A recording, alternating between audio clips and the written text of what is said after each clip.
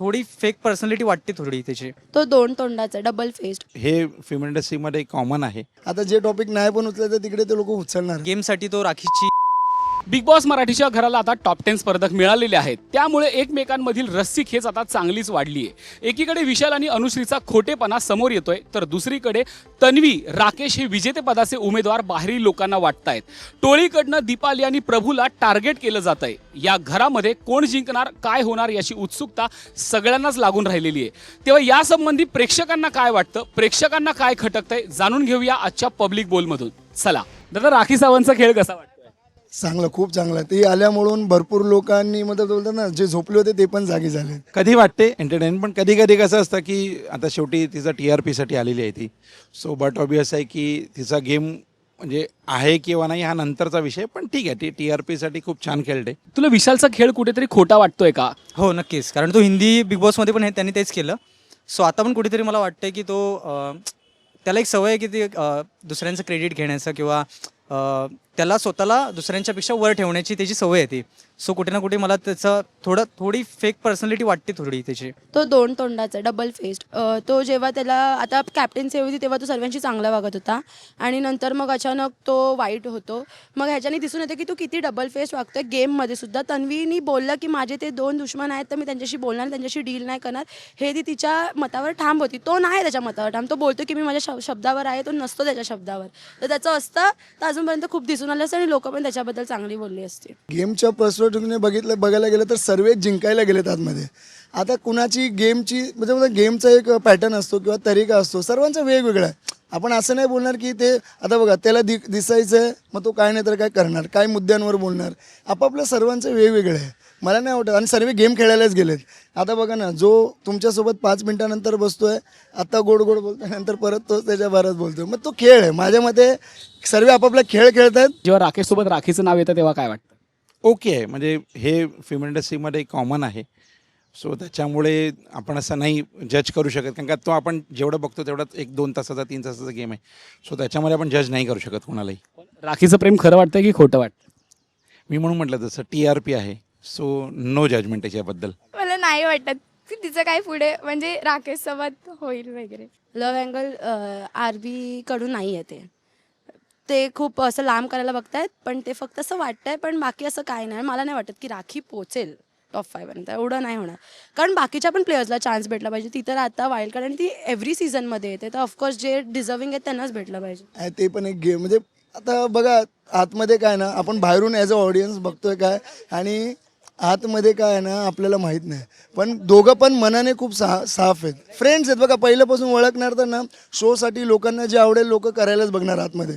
आता जे टॉपिक नाही पण उचलले तर तिकडे ते लोक उचलणारच. ते ॲक्च्युली खूप कॉम्प्लिकेटेड आहे. म्हणजे राखीच्या बाजूने ते दिसतंय, पण राकेश दादा गेमसाठी करतोय असं वाटते कुठेतरी, की गेमसाठी तो राखीसोबत बोलणं करतो किंवा त्याचं मन बदललं की तो राखीला एकदम लांब करतो किंवा गेमसाठी राखीचा तो वापर करतो असं कुठेतरी वाटतं. सो मला ती लव्ह स्टोरी वगैरे असं काही वाटत नाही. राखीकडून थोडी वाटते मला की ती त्याच्यामध्ये अटकल्यासारखी वाटते, पण हो एवढं काय वाटत नाही की खोलवर असं काही आहे. राखी कपडे फाडतीये, जेवण फेकतीये, थैथयाट करतीये. काय वाटतं, तिला शिक्षा झाली पाहिजे का की चाललंय ते बरं चाललंय, आमचं एंटरटेन होतंय असं वाटतंय? ते जो कॅप्टन आहे ना त्याला समजायला पाहिजे. त्याच्या कॅप्टन्सीमध्ये होते त्यांनी ते करायला पाहिजे. ती त्या लोकांनाच आवडते. जसं की आता विशालच्या कॅप्टन्सीमध्ये ते झालं, त्यांनी ॲक्शन तो बोलतो उलट की तुम्ही का दिलात म्हणजे मागितल्यावर देणार नाही का कोण, आणि तेवढी इन्फ्लुएन्स करून बोलते. तर हे कॅप्टन जो आहे त्याच्यावर अवलंबून आहे की तो कसा स्टँड घेतोय त्या गोष्टीवर. बघा त्यांना मेन काय पाहिजे ना, दिसून येणं. बरोबर, शनिवारी भाऊच्या धक्क्यावर दिसून येणं सर्वांना महत्त्वाचं आहे. आता ते आपापल्या पर्स्पेक्टिव्हने जे त्यांना वाटतंय ते करतात. दिसून येण्यासाठी सर्व करतात. आता माहिती आहे की ह्या टॉपिकवर बोलणार म्हणून ते करतात, तेच आहे. चुकीची ती बालिश सारखी वागते किती, ते नाही वागलं पाहिजे. तन्वीविषयी काय वाटतं? खूप स्ट्रॉंग प्लेअर आहे, खूप स्ट्रॉंग प्लेअर आहे. इव्हन कॉम्पिटेटर आहे, खूप लोकांना कॉम्पिटेटर. बघा ना, ती कोणताही टास्क असेल ना जीव तोडून खेळते, चांगली कॉम्पिटेटर. आणि टॉप 5 मध्ये मी तन्वीला बघतो. ती स्ट्रॉंग प्लेअर आहे सिन्स डे 1. आतापर्यंत खूप स्ट्रॉंग प्लेअर दिसले, पण ती एक अशी आहे जी टिकून आहे आणि सर्वांना माहिती की तीच जिंकणार आहे, किती पण काय पण होते. तिचं गेम स्ट्रॉंग आहे, तिचे मतं स्ट्रॉंग आहे. गेममध्ये ती फेअरली खेळते, टास्क जास्त रद्द करायला नाही बघत. हाच तिचा प्लस पॉईंट आहे. एकाला जिंकायची संधी दिली तर कुणाला जिंकवाल? राकेश बापट, तन्वी बोलते. विशाल किंवा संकेत, दोघेही स्ट्रॉंग प्लेअर आहेत आणि आजच्या डेटला इंडिव्हिज्युअल खेळत आहेत. भले लोक काही बोलून दे, पण आजच्या डेटला इंडिव्हिज्युअल गेम आहे आणि स्ट्रॅटेजी वापरत आहेत त्यांच्या लेवलने. आणि मित्र पण आहे आणि चांगल्या लेवलला प्लेअर पण आहेत. कुणाचा खेळ तुझ्या जास्त डोक्यात जातो? तसं तर विशालचा आणि राखी सावंत. खोटं कोण वाटतं या घरात, की ही व्यक्ती खूप खोटं बोलते, खूप खोटं वागते, पोटात एक आणि ओठात एक, अशी व्यक्ती कोण वाटते? मला राकेशचा कधी कधी विषय येतो तसा. म्हणजे बघायला दाखवतो की बाबा मी गेम खेळतो आहे, पण सगळ्या ठिकाणी जाऊन मग सिंपती घ्यायची. मग तसा विचार नाही करावा. एक तर सिंपती घ्या, नाहीतर गेम खेळा. पण मॅक्सिमम टाईम त्याला गेम खेळताना बघितलेलंच नाही. तो मॅक्सिमम टाईम सिंपतीच घेतो की नाही मला आज गेम नाही खेळायचं आहे. किंवा जसं आता लास्ट टाईम कॅप्टन्सी होती, तो कॅप्टन्सी पण सेम मला खेळायचं नाही. मग तुम्ही गेम म्हणून काय करताय? इंडिव्हिज्युअल लेवल तुमचा तो दिसला पाहिजे. जॅज विशाला करतो आहे की भले तो समोरच्याला मॅन्युप्युलेट करत असेल फॉर एक्झाम्पल, पण तो तसा गेम खेळतो आहे ना. इनफॅक्ट अनुश्री खेळते किंवा तन्वी खेळते, तर तो इंडिव्हिज्युअल लेवलला त्यांचा गेम आहे.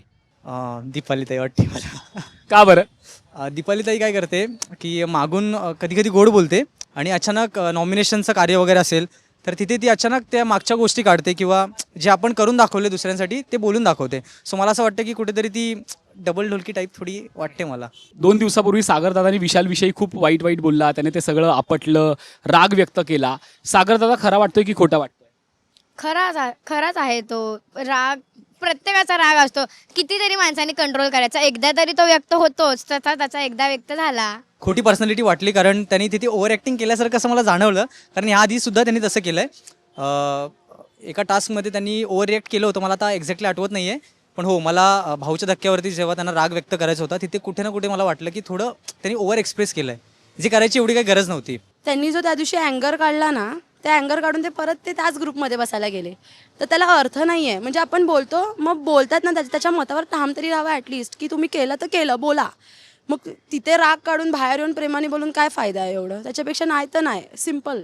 तुला जर संधी दिली एका व्यक्तीला घराबाहेर काढायची, तर कोण डिझर्विंग नाही आहे या बिग बॉसच्या घरात राहण्यासाठी? रेवा कुठेतरी मला वाटते की ती डिझर्विंग नाही आहे, कारण का तिचा एवढा गेम स्ट्रॉंग नाही आहे आणि ती दिसत पण नाही आता.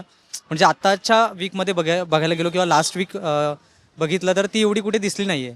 त्याप्रमाणे बाकीचे सगळे सदस्य दिसत आहेत. मी जर विचार केला तर मी प्रभूसाठी नॉमिनेशन देईन. तो छोटा प्रभूला. दीपालीताईला कुठेतरी अनुश्रीकडनं त्रास दिला जातोय, ती दीपालीताईला टार्गेट करते, याविषयी काय वाटतं? खूप डिसरिस्पेक्टफुली वाटतंय ते, कारण ती खूप त्या ताई खूप मोठ्या आहेत. तू एक गेममध्ये होतं, पण तू असं उठसूट नाही त्यांना बोलू शकत की हर्ड वगैरे हे तसं नाही. एक थोडासा एक असतो आपल्यामध्ये की एक डिसरिस्पेक्टफुल आम्हाला वाटतं. आम्ही जेव्हा टी व्हीमधून बघतो तेव्हा आम्हाला खूप वाईट वाटतं की त्या एवढ्या मोठ्याने त्यांना एवढं डिसरिस्पेक्टफुल म्हणजे वागवत आहेत. तर ते नाही करायला पाहिजे. असं तर काही वाटत नाही आहे, पण असू शकतं की त्यांची मतं असतील तर त्याप्रमाणे ती बोलत असेल. पण हो, तिचं कुठेतरी खटकल्यासारखं वाटतं आता. तुम्हाला प्रभू आणि दीपालीच्या खेळाविषयी काय वाटतंय? नाही हो, जिथे जिथे त्यांचे मुद्दे आहेत ना ते लोक मांडतात. असं नाही, सर्वांना बोलतो ना आपण बाहेरून बघतो आणि आतमध्ये काय होणार ते पण खूप महत्त्वाचं आहे ना. आतमध्ये महत्त्वाचं आहे, आतमध्ये काय चाललंय ते तुम्हाला मला माहीत नाही. मग ते ओव्हरऑल असं बाहेरून बघताना तर ते लोक पण टॉपिक उचलतात. तो प्रभू पण स्वतःचा पॉईंट ऑफ व्ह्यू ठेवतोय, मत ठेवतोय, दीपालीताई पण ठेवते. जिथे ठेवायचं तिथे ठेवतात. जिथे त्यांचं जे बोलतात ना कमिटमेंट, म्हणजे बोलतात ना की हा मी तुम्हाला हे नाही करणार, नॉमिनेशन करणार नाही, तर नाही करत ते लोक. ऑलरेडी डील वगैरे करून ते चालतेच आहे ना. मग ते स्वतःच मत झालं ना. विशाल संकेतचा गेम करेल का? जर सीट मिळवायची असेल तर नक्की करेल. शेवटी गेम हा सीटसाठीच आहे. बिग बॉसची जी ट्रॉफी आहे त्याच्यासाठीच असेल. तर ते इंडिव्हिज्युअल लेवलला जेव्हा शेवटच्या आठवड्यात येईल तेव्हा नक्की तो विषय होऊ शकतो. अनुश्री टोळीतनं बाहेर पडली, तिनं विशालची टोळी उद्ध्वस्त केली. ती काहीही करू शकते, इतकं डोकं तिच्याकडे आहे. तिच्या खेळाविषयी काय वाटतं, तिचा ओव्हरऑल खेळ बघून? तिचा खेळ बघून तर असं वाटतं की ती जिंकेल. टोळी जरी फोडली तरी ती, पण असं त्याला घराच्या बाहेर काढण्यासाठी तिने नाही केलं. ती स्वतः स्वतः जिंकण्यासाठी केले. ते लोक आधी एकत्र जरी होते तरी विशाल पण दुसरीकडेच जात होता, म्हणून तिने टोळी फोडली. बरोबर केलं. संकेत आणि अनुश्री मिळून विशालचा काटा काढतील का? कारण की दोघेही त्याच्यात टोळीत आहेत आणि दोघेही स्ट्रॉंग आहेत. हां, आत्ता जो लास्ट वीक भाऊचा धक्का झाला, सो त्यामध्ये कुठेतरी समीकरणं हललेली आहेत. सो मला असं वाटतं की संकेतमध्ये तरी कॅपेबिलिटी आहे की विशालचा काटा काढण्याची. बट अनुश्रीसाठी थोडं कठीण आहे, कारण विशालसुद्धा खूप हुशार आहे.